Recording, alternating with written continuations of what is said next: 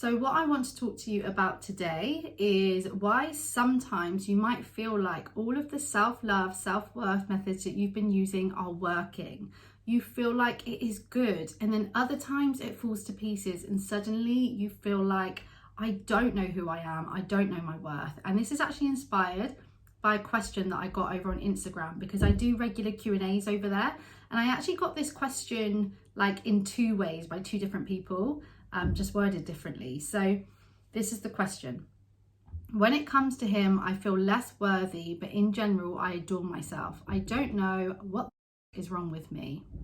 So firstly, what I want to say is that nothing is wrong with you. This is actually a really normal process, and the concept that I'm going to share with you today is going to highlight that for you. So for those of you that don't know, I'm Carly Ann. I'm a self-esteem and relationship coach. I help women to overcome anxiety and low self-esteem, especially in relationships and dating, so that you can feel more worthy, secure, and confident when it comes to leading your love life.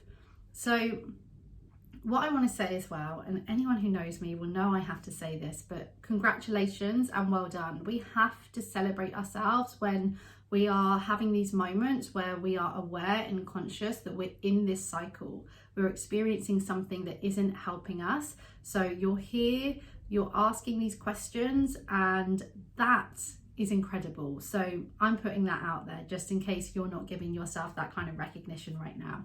So what we're going to do, in order to understand what's happening, why sometimes you can feel like you've got this good, healthy self-esteem and other times it feels like it's on the floor, is I'm going to introduce you to a concept that I often use when I'm helping people to work on their self-esteem so that they can know their worth and know their value in this world and in relationships. I'm going to introduce you to something called rules for living. So in order to understand rules for living, I want to just go back a few steps. So what often happens is we always have childhood experiences, and it doesn't just have to come from childhood, but for this concept, that's how I'm going to share it. That experience in childhood could be that you experience a lot of chaos and uncertainty. You might have experienced loss or lack of praise. So many different examples of what can lead to these ideas and beliefs that we then create about ourselves and we hold about ourselves, and we go through life with these beliefs about ourselves based on the experience that we had. So it could be that I'm not enough, I'm stupid, everyone leaves me. We each have our own beliefs that we hold about ourselves. Those beliefs that we hold, they are painful. They are often unsafe for ourselves to just be out there in the world living and trying to get by. So what happens is we create these rules, these concepts to live by. And those rules, they become our way of life in order to reduce the level of pain from these bottom lines, these beliefs that we have about ourselves, which is the bottom line about ourselves, okay? So what we will then do is have these rules for living. They keep our low self-worth, our low self-esteem at bay. It keeps us from feeling it too strongly. So on the one hand, they've got a good role, but on the other hand, they maintain that low self-esteem, and they often support us, especially later in life, in adulthood, to stay in unhealthy, painful patterns. So some examples that I have for these rules: I have to be the best at everything so I don't feel stupid. I must always have praise for how I look, otherwise I'm ugly. I must never experience rejection or I'm not enough.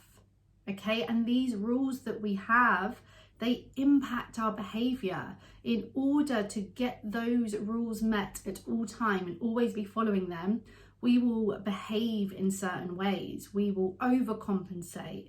We'll do everything in the world to get all the compliments, to always feel enough. We have to be in a relationship in order to be enough. Or we might avoid. In order to avoid those feelings being exposed, we might hide from love. We might hide away from new experiences. We might play small so that we don't have to expose the bottom line, the beliefs that we hold about ourselves, because we don't want to confirm them. So going back to the question, You feel good when life is as it should be, and you feel bad when you're not enough, and that bottom line, that belief about yourself, is activated. So the answer that I actually gave on Instagram, if I can just find it, you are able to talk and act like you love yourself, but there is a disconnect when it comes to the absolute core of self-worth. You adore yourself when the world is as it should be for you, when things are okay with him and he makes you feel loved. Those moments where you don't feel worthy, you are not adoring yourself. Sometimes we only have a spring in our step when the shiny thing is shining. So your self-worth, you adore yourself, you love yourself when life is the way that you feel like it should be, that it needs to be, when you fit into the box, when you are fitting in with everyone else, when things are going as you had planned. And when that doesn't happen, now this can happen in our daily life and we can experience it in massive blows. Okay, so when things happen in life to trigger that core belief, that bottom line, that is when the anxiety and the insecurity kicks in. So let's say your rule is that you must never experience rejection, otherwise I'm not enough. And you are with someone, you're seeing someone, whatever it might be, whatever your experience is, and you start to sense this person might not be interested, or they've taken a bit longer to message you, whatever it is, then you're going to start experience the anxiety, because that rule for living, that rule is being threatened. In other circumstances where it's more than just a threat, the person has ended it. The person has told you they're not interested. We go into a state of going back to that bottom line. I knew I wasn't good enough. I knew that everyone leaves. I knew this about myself. And we get anxious and we do things and we act in ways to try and undo that. So rather than fill ourselves up, rather than learn how to be by ourselves, undo the rules that we have, undo the beliefs that we have, what do? We try to get the rule met again. And that's why we end up in this cycle. So yes, these rules protect your self-esteem, but they also keep it going. And that's why you have to be willing to take the time out and do the work. And you want to know how to do that, right? So you need to be going back to the truth that you are worthy. You need to know how to tolerate the feeling when that bottom line, lack of self-worth, is activated, how to soothe yourself, be with yourself, love yourself, rather than jumping back into the pattern.